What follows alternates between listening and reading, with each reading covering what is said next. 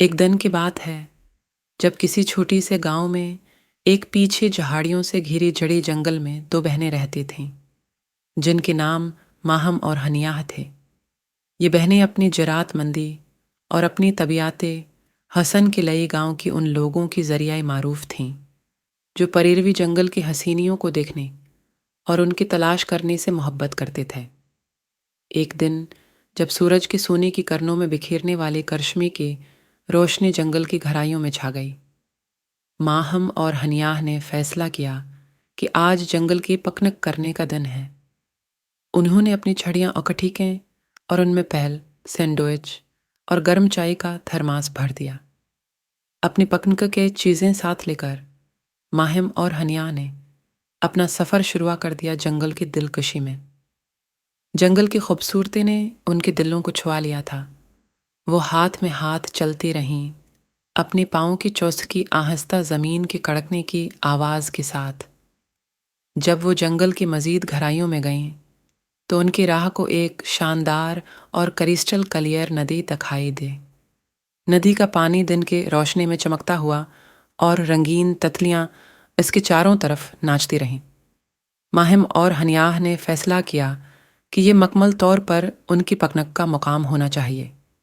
वो ज़मीन पर एक रंगीन कपड़ा बिछती और उनकी पिकनिक शुरू हुए।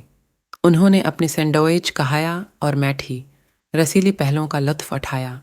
चाय ने उनके दिलों को गर्म किया जब वो जंगल की हसीनियों के संग गलियों की मौसीकी को सुनते।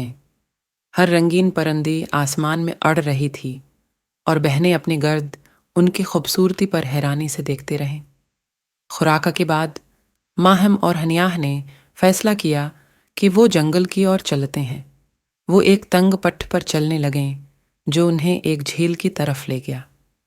झील जबांदों की तरह पानी के साथ खुद को नीचे की तरफ पहुंचते दिखाई दे, जहां पानी का झलकता हुआ पूल था। बहनें उसकी खूबसूरती के सामने हैरानी से खड़ी रह गईं और उनके चेहरे पानी की फीफड़ों की तरियाकी बूंदों को महसूस करते रहीं। झील के करीब उन्होंने एक खीलने वाले बलों के खानदान को देखा जो पूल में तैरते और पानी में खेलती थे। माहम और हनियाह ने खुशी से देखा कि वो वाकई जंगल के जानवरों से इंतज़ार नहीं थी। दिन गुजरते गया। माहम और हनियाह को ये एहसास हो गया कि वक्त हो गया है कि वो गांव वापस जाएं। उनके दिल ने दक भरकर जंगल को खुदा का तहसीन करने के लिए शुक्रिया अदा किया कि उनको ये खुशी हुई कि वो ने महसूस किया कि उनकी अर्द गर्द की दुनिया जादू और हसीने से भरपूर है और उसको मोहब्बत और खिली दिल से महसूस करने का बेहतरीन तरीका है। स्वामी जी बन के अपन सबको लूट लेगा। चर्बी की दुकान, जरा शर्म करो। चोरी किए पैसे मुझे दो। कैसे पैसे? स्वामी जी के झोले से जो एटीएम समझ के निकाले वो वापस करो। झूठी? मैंने खुद तुम्हें निकालते देखा। चुपचाप पैसे वापस करो वरना मैं चिल्लाऊंगी। अरे क्या हुआ, इतने गुस्से में क्यों?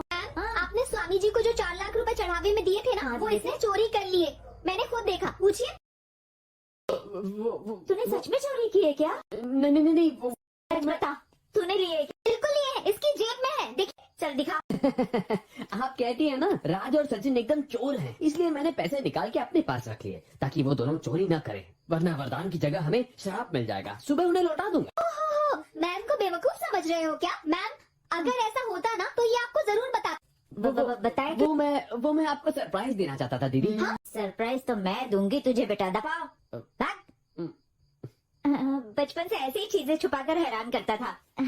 तुम हैरान मत हो। हाँ? इसे वापस रख दो। मुझसे नहीं होगा। मैं चोरी करने को थोड़ी कह रही हूँ। जब निकालने वाला नहीं दिखा तो डालने वाला भी नहीं दिखेगा। मैम, मुझे डर लग रहा है। गलत काम नहीं कर रही हो। डर के आगे प्रमोशन है। और जब कोई गलत काम हुआ ही नहीं तो उसके बारे में क्या सोचना, भूल जाओ। घर में किसी को भी कुछ भी बताने की जरूरत नहीं है, समझी? मैम, कहाँ फंस गई मैं?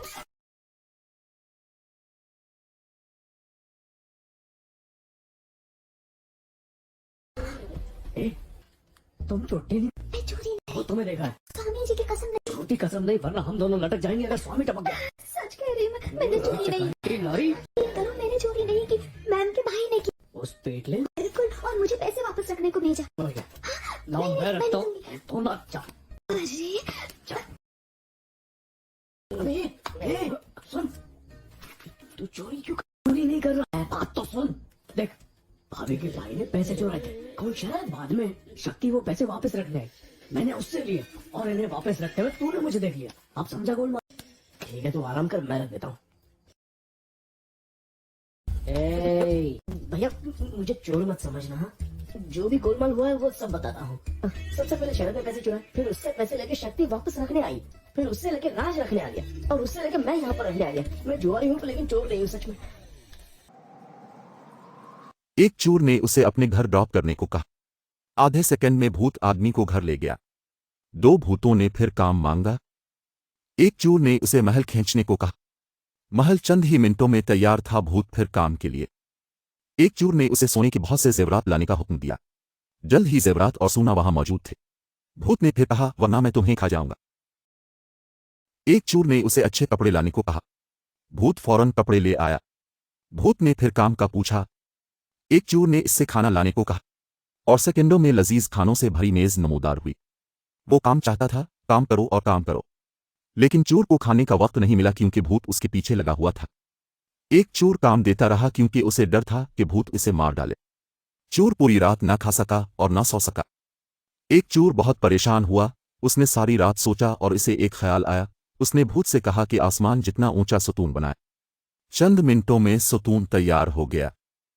अब एक चोर ने उसे ऊपर चढ़ने का हुक्म दिया। आखिरकार एक चोर खाना खाकर सो गया। अब भूत बहुत खुश हुआ कि इसके पास बहुत काम है।